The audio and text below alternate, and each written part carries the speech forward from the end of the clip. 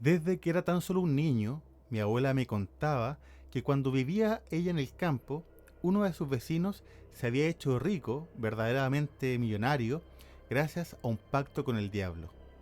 De la nada se había hecho una riqueza tremenda, tierras, casas, campos, pero a cambio, al morir, tuvo que entregar su alma. Esa historia simplemente me fascinaba y me imagino que a muchos de ustedes también les han cautivado las diversas historias que se han contado acerca de personas que sin importar pagar por la eternidad entregando su alma al príncipe de las tinieblas, han hecho con él un pacto para tener riquezas terrenales en la realidad mundana. Pero, ¿de dónde viene esta leyenda? ¿Qué hay de cierto y qué no en estas historias? ¿Qué famosos personajes firmaron un pacto con el demonio? ¿Hay alguna forma de librarse de pagar con tu alma? Son un montón de preguntas que si tú alguna vez te las has hecho, acompáñame a un oscuro viaje por la historia para buscar respuestas y con suerte no perder el alma en el intento. Bienvenido a Miedópolis, que la oscuridad ilumine tu camino. Antes de comenzar, quiero hacer una aclaración para que disfrutes esta y todas las historias que comentamos aquí en Miedópolis. En mi caso, te digo que a mí me da lo mismo si las leyendas son reales o son construcciones comunitarias que se han hecho a lo largo del tiempo. Lo que me importa son las buenas historias. Y les aseguro que donde el diablo mete la cola, hay tremendas historias, como las que hoy te voy a compartir. La leyenda del pacto con el diablo ha cautivado a la humanidad por siglos. Básicamente, abre la posibilidad de hacer negocios con nada menos que el gran adversario de Dios, con el gran calumniador, porque de ahí vendría el concepto diablo, que viene de la palabra griega diabolos, que se podía traducir en algo como un lanzador de mentiras, o como antes decía, un calumniador. Se le puede pedir lo que uno quiera, casi sin límites, y a cambio solo tenemos que entregar nuestra alma. Solo eso, entregar el alma por toda la eternidad. Cuando comenzamos a escudriñar esta premisa básica, la mayoría de los caminos nos lleva a Fausto. Él sería el protagonista de la leyenda original de origen alemán. De hecho, muchos estudiosos, a lo que nosotros, simples mortales, le llamamos pacto con el diablo, le llaman el pacto fáustico. Fausto era un hombre a la vista de todos exitoso e inteligente, pero a la vez convive con una profunda insatisfacción, y esto le hace tomar la decisión de hacer un pacto con el demonio. Para ello Fausto habría ido a un cruce de caminos a invocar a un demonio y hacer un pacto con él. Para los que vieron el capítulo anterior de Medópolis dedicado a la noche de San Juan, recordarán que ya hablamos de un mítico pacto y un cruce de caminos, el rey del blues, Robert Johnson, que pasó de ser un simple aspirante a músico de este género a transformarse en la leyenda más importante de la historia del blues, supuestamente gracias a entregarle su alma al diablo en un cruce de caminos. Pero esta relación del otro mundo y el cruce de los caminos no podríamos decir con seguridad en qué cultura nació. En muchas culturas, las encrucijadas tienen una gran carga simbólica. Por siglos han sido considerados verdaderos vórtices oscuros, utilizados como portales hacia otros mundos. Por ejemplo, encontramos esta conexión si viajamos hasta África, por la zona de Nigeria y Benín, de donde proviene la cultura y religión yoruba, y que llegó a América de forma sincrética, es decir, mezclándose con el cristianismo, especialmente con el catolicismo, y que por estos lados se le conoce como santería en el Caribe hispano o candomblé en Brasil. Este mundo es algo súper interesante, algo supe de esto viajando por Cuba y por el nordeste de Brasil, en la zona de Salvador de Bahía. Creo que sería justo necesario dedicarle un video más adelante. Bueno, dicho todo esto, para los Yoruba, el cruce de caminos es un lugar donde se pueden pedir favores a seres del más allá. Se dice también que son lugares de sanación. Ahí aparece el Echu, un oricha, un espíritu intermediario entre los orichas y los hombres. Aquí es cuando uno duda de, por ejemplo, si esta influencia africana viajó hasta Europa para llegar a nutrir la leyenda de Fausto o si fue al revés. o como tantos elementos relacionados al mundo mitológico, se dieron paralelamente en territorios súper lejanos y súper distintos. Esto es algo que se va a repetir muchísimo cuando estudiamos diversas manifestaciones de las mitologías o expresiones culturales de los pueblos del mundo. Otro ejemplo de esto. Para los celtas es un lugar que conecta al mundo de los vivos y de los muertos. En el cruce de los caminos aparecen los espíritus de los que ya se han ido. También, como los yoruba, creían que era un lugar de sanación y muchas veces se llevaban hasta ahí a los enfermos. Para los Hopi, un pueblo originario de la zona de Arizona en el hoy Estados Unidos, un cruce de caminos es un lugar para enseñar, para aprender. Un pequeño paréntesis: en la mitología Hopi, junto con el pueblo Apache y Navajo, tienen una de las criaturas e historias más increíbles en la piel del Skinwalker. Aquí en Midópolis tenemos un video súper interesante con los detalles de esos seres cambiaformas. Te voy a dejar el link en la descripción por si te interesa. Sigamos con los cruces de caminos. Para los griegos, las encrucijadas eran protegidas por el dios Hermes, que entre otras funciones era el encargado de acompañar a los muertos en su camino hacia el Hades, el inframundo griego. Muchas de estas conexiones del mundo espiritual o estas deidades que habitan ahí están conectadas con el comercio, porque claro, los caminos siempre son vías comerciales también. Y este caso, en el pacto con el diablo, tiene mucho sentido porque también se está haciendo un negocio. O sea, la conexión del pacto con los cruces de caminos tienen esa doble conexión porque es un lugar donde se hace presente la dualidad, el encuentro de los dos mundos, y también un lugar donde se comercia, por donde pasan los productos que se comercian. Y acá hay un intercambio, hay un trueque, tu alma por lo que tú quieras. De hecho, en la historia que me contaba mi abuela, la del campesino de su comunidad que se hizo rico por un pacto con el diablo, la que les contaba al principio del relato, para invocar al diablo se dirigió a un cruce de caminos en la noche vendiendo una gallina negra. Empezó a ofrecer la gallina como si estuviera en un mercado, en una feria, y ahí es cuando el mandinga se apareció para hacer el trato. O sea, que se tuvo que mostrar como un comerciante para que el cole del flecha apareciera para hacer negocios con él. Pero volvamos al Fausto, que lo dejamos ahí solo en el cruce de caminos al pobre mientras nos dimos tremendo viaje. Fausto lo que recibe por su alma es especialmente conocimiento y placeres.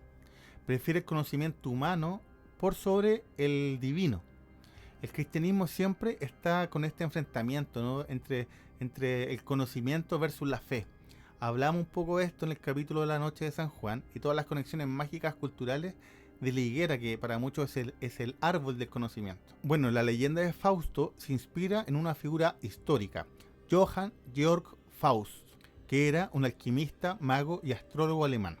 La leyenda ha inspirado, por supuesto, muchísimas obras narrativas que adaptan y cuentan la historia, novelas, canciones, obras teatrales, películas, siendo la obra más afamada la novela de Johann Wolfgang von Goethe.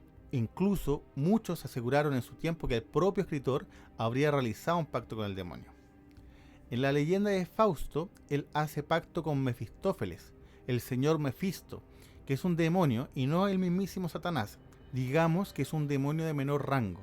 De hecho, en muchas versiones de las leyendas se confirma que el pacto puede ser con diferentes demonios, como por ejemplo Asmodeo, que es un príncipe de los demonios, un archidemonio. Un archidemonio es una categoría en la jerarquía infernal, equivalente a un arcángel. Asmodeo, de hecho, se le menciona en la Biblia en el libro de Tobías, por si te interesa. Otro datito de Asmodeo es que en la película El exorcista del Papa, una película reciente, es el demonio que se enfrenta al padre Gabriele, que como las grandes películas demoníacas está basada en una historia real, así que yo la recomiendo. Asmodeo sería un demonio ideal si lo que buscas tiene que ver con el libre acceso a los placeres carnales, porque es un demonio de la lujuria. Hubo un sacerdote que cambió de bando, que cambió de equipo, y del lado de la iglesia de Dios se fue al bando de la lujuria, tentado por el propio Asmodeo, pero que firmó un pacto con varios demonios más e incluso con el mismísimo Satanás. Fue el sacerdote francés Urbano Grandier, que según cuenta la historia era todo un mujeriego, en Lodun, a unos 300 kilómetros de París, donde ejercía en una de las principales iglesias del pueblo. El sacerdote poco respetaba el voto de castidad, y entre las feligresas de la iglesia, que no se perdían la misa, por la labia y encanto del clérigo, tenía varias amantes, Incluso con una se habría casado en una ceremonia clandestina. Como si esto fuera poco, embarazó a un par de mujeres, incluyendo a la hija del fiscal de la ciudad. Así, el cura fue juntando amores y enemigos. En la misma ciudad había un convento habitado por 17 jóvenes monjas ursulinas. Una de ellas, Jeanne Belchier, o Juana de los Ángeles. Ella se habría flechado y obsesionado con el cura, justo en días en que el convento estaba convulsionado por diversos hechos paranormales. Las monjas decían haber visto presencias espectrales, escuchaban ruidos de cadenas, una bola negra recorría el lugar y también lo hacía un extraño hombre al que solo se le veía la espalda. Un cura que vino a investigar la situación determinó que las monjas estaban poseídas por el demonio, por lo que les había que practicar un exorcismo. Las monjas caían en trance y el demonio Asmodeo hablaba a través de ellas, especialmente a través de Juana de los Ángeles. En la investigación, Juana, según muchos, movida por el despecho, al no ser la favorita del cura Grandier, a quien le había declarado su amor, dijo que él habría enviado un ramo de rosas a las religiosas y que ese ramo contenía el pacto con el diablo que el sacerdote habría realizado. Así es como Asmodeo había entrado al convento y poseído a las inocentes monjas. Al cura se le sometió a las investigaciones del caso, las cuales muchas de ellas eran verdaderas torturas, como buscar zonas en el cuerpo insensibles al dolor que supuestamente los brujos pactados con el demonio poseían. Así es como, en los lugares que Juana indicó, le clavaban un estilete hasta el mismísimo hueso, provocándole gritos que desgarraban los oídos de quien pasara cerca de la sala de tortura. En julio de 1634 se realizó un juicio en su contra, acusado de brujería. Una de las pruebas históricas más interesantes que se presentó en este caso fue el mismísimo contrato que habría hecho Grandier con el demonio, y que, descifrado en latín y traducido al castellano, habría dicho lo siguiente. Nosotros, el influyente Lucifer, el joven Satanás, Belcebú, Leviatán, Elemi y Astaroth, junto con otros, hemos aceptado hoy el pacto de alianza de Urbano Grandier, que es nuestro. A él le prometemos el amor de las mujeres, la flor de las vírgenes, el respeto de los monarcas, los honores, las lujurias y los poderes. Si irá de putas durante 3 días, el carrusel será muy querido por él. Nos ofrecerá una vez al año un sello de sangre. Bajo sus pies pisoteará las cosas santas de las iglesias y nos hará muchas preguntas. Con este pacto vivirá 20 años feliz en la tierra de los hombres y más tarde se unirá a nosotros a pecar contra Dios, atado en el infierno en el consejo de los demonios. Increíble, no tiene pérdida. Ese pacto habría sido firmado por el propio Satanás y los otros demonios que ahí se mencionan. A pesar de las torturas a las que fue sometido, Grandier se mantuvo firme diciendo que era inocente, pero fue declarado culpable y condenado a ser quemado vivo en la hoguera. Lo vistieron con una camisa impregnada de azufre, un elemento que, además de estar muy vinculado con el diablo, es altamente inflamable. Lo ataron a un poste de madera en medio de la plaza del pueblo y ahí le dieron la última oportunidad de declararse culpable y de ser ahorcado, tan solo ser ahorcado, para no tener una tan sufrida muerte, algo a lo que también se negó diciendo que la única magia que había conocido en su vida era la de la Biblia. Así que encendieron la hoguera y ante la vista de todo el pueblo, el sacerdote murió mientras las llamas del fuego se apoderaban de él. Pero ojo, que la historia no terminó ahí, porque las posesiones siguieron a la orden del día en el convento de las Ursulinas y de la mano de ellas los exorcismos, en especial a Juana de los Ángeles. Esta vez no era el demonio Asmodeo el que la perturbaba, sino que Balaam. ¿Creen que sea necesario un video sobre los demonios del infierno?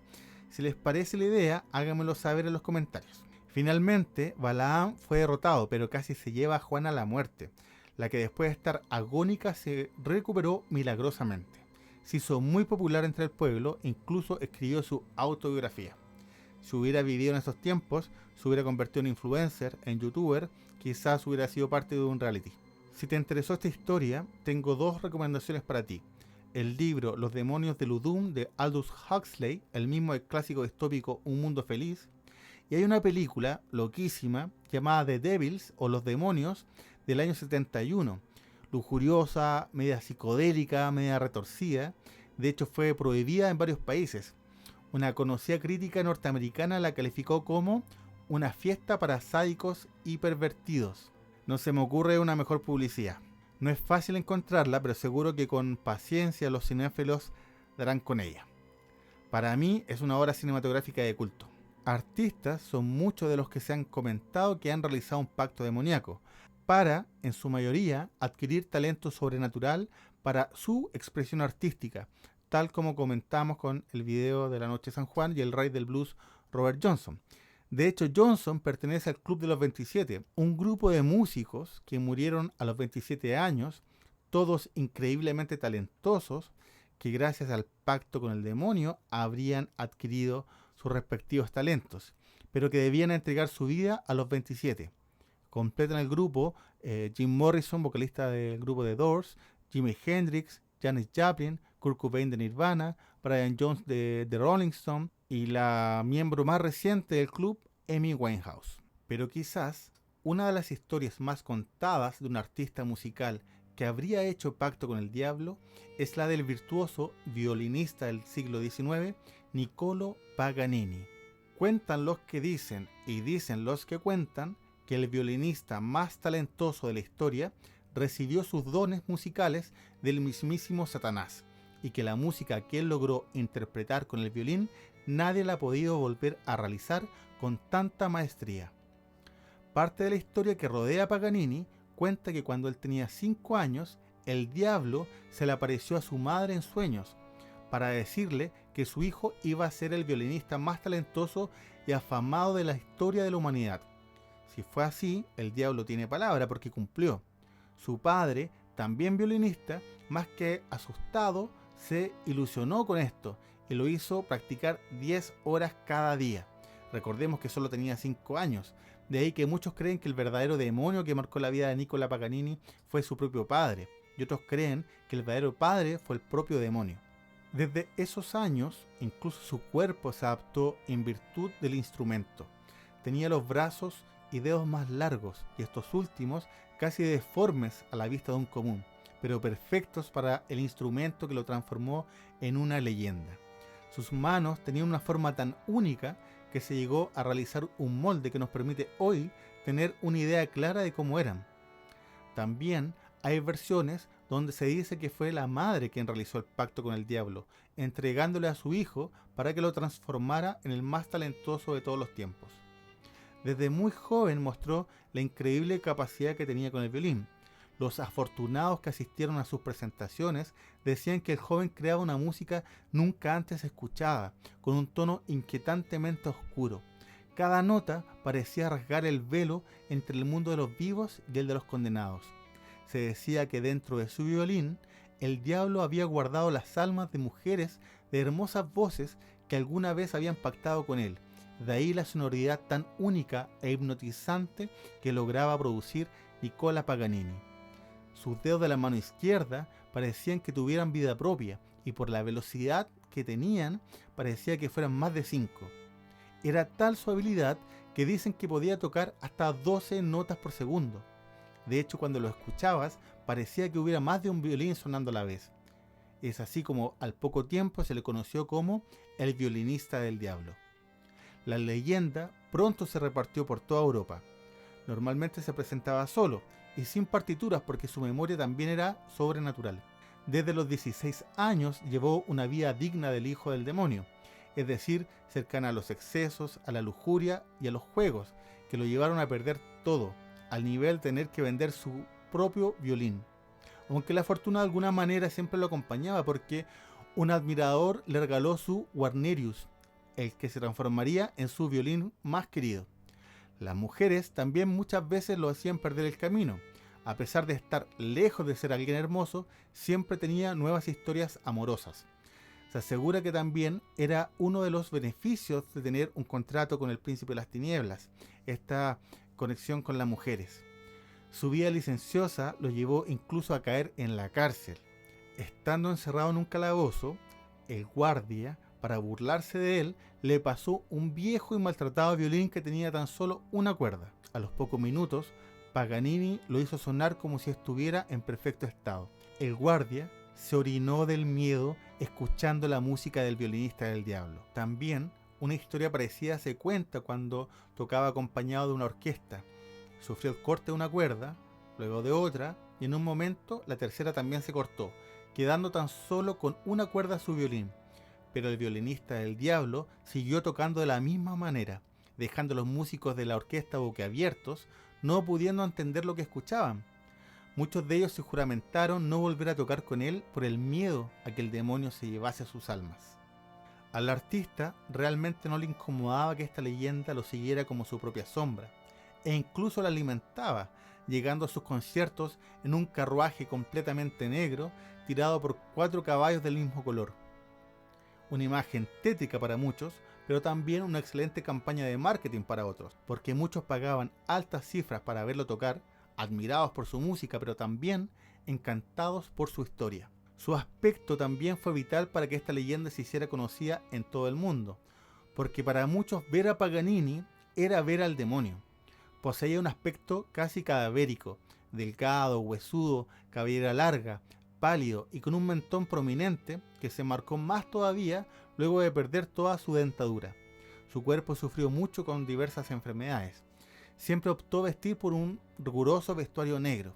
Se dice que se le escuchó decir alguna vez: "El diablo quiere que me parezca a él". Los que lo vieron tocar el violín por esa época decían que se podía ver la figura del diablo acechándolo en las sombras o quizás disfrutando la música de su socio. Con el paso del tiempo, su salud se fue apagando debido a un cáncer de laringe. Con el tiempo quedó mudo, se le veía triste, el brillo abandonó sus ojos, sus ganas de vivir desaparecieron totalmente. Para muchos, consecuencia final de su pacto. Finalmente se encontró con la muerte a los 58 años. Él mismo pidió que no se le rezara. Por esto, y la historia de toda su vida, le negaron un entierro religioso. Por años le negaron la entrada a un camposanto católico, por lo que tuvieron que embalsamar su cadáver hasta que, muchos años después, finalmente pudo ser enterrado en el cementerio de Parma, en Italia. Lamentablemente, varios kilómetros alejado de su natal Génova. Volvamos al rito. Hay que aclarar que, si bien es cierto, la mayoría de las historias parte de un interesado que llama al diablo, también a mí me contaron varios viejitos de la serie Miedo a la Chilena, en su capítulo Pacto con el Diablo, el cual pueden ver en este canal. Esos viejitos varias veces me contaron que el diablo también se aparecía sorpresivamente a quien no lo ha llamado.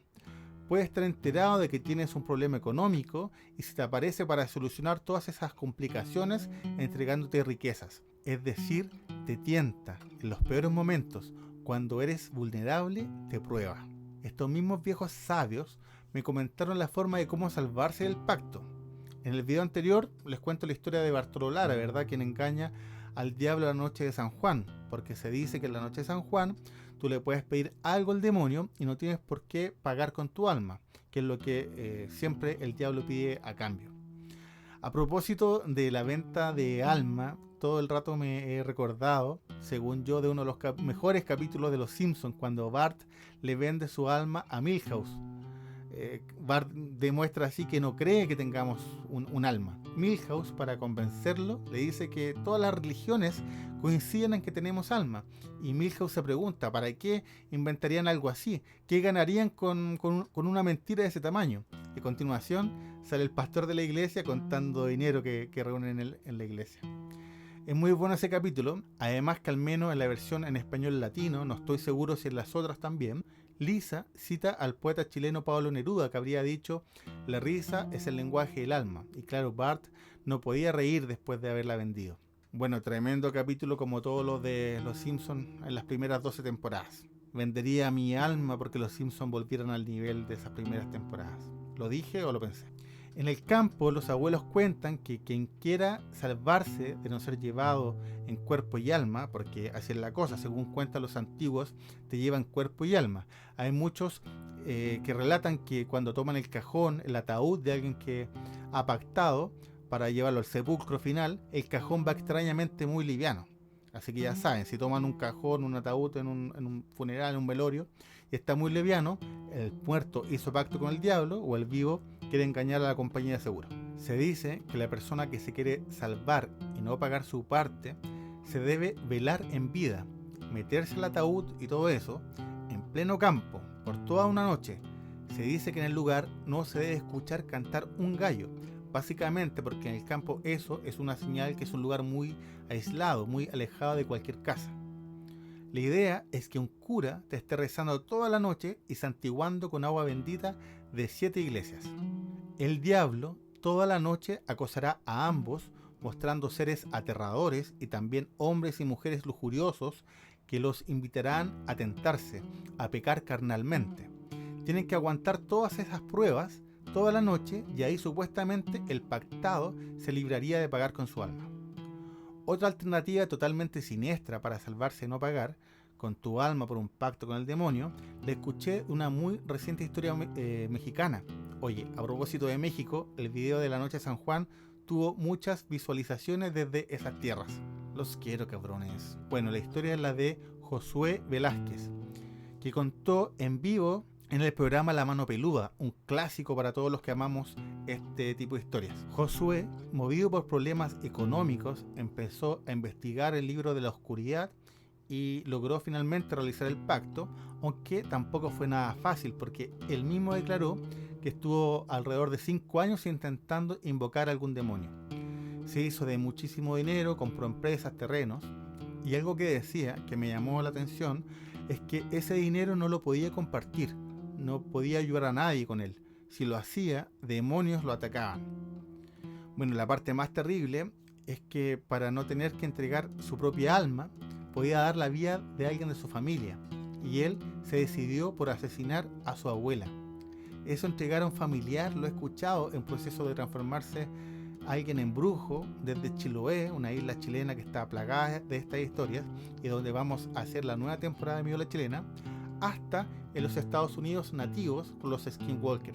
Esta historia, la de Josué, dejó perplejo a todo México, porque sea verdad o un invento, la narración es terrorífica, porque se escucha a Josué reaccionando a los ataques demoníacos que está sufriendo mientras da su testimonio. Pero lo más fuerte vino después, porque luego de una entrevista en formato presencial, el camarógrafo del programa tuvo que ser sometido a una cirugía de emergencia y el histórico conductor, don Juan Ramón Sáenz, tuvo un accidente automovilístico. 10 días después, y a causa de una infección gastrointestinal derivada del accidente, sufrió un paro cardíaco y a los 48 años de edad falleció. Ya como que igual algo de temor me da a seguir haciendo Miedópolis. Así que vamos a ir terminando mejor, porque sí tengo un poco de miedo y porque además de verdad que el tema es súper rico en historias. Así que si quieren una segunda parte, solo díganlo en los comentarios. Me quedó mucho material pendiente. Compartan este video entre sus amigos y si logramos que tenga muchas visualizaciones, digamos 100.000, me comprometo a realizar una segunda parte. Ese será nuestro pacto. Además recuerden que ya se sabe que quien no deja un me gusta, no se suscribe a este canal, es altamente probable que sea visitado por un demonio esta misma noche. Miedópolis, que la oscuridad ilumine tu camino. Ni me gusta ningún si lo pueden.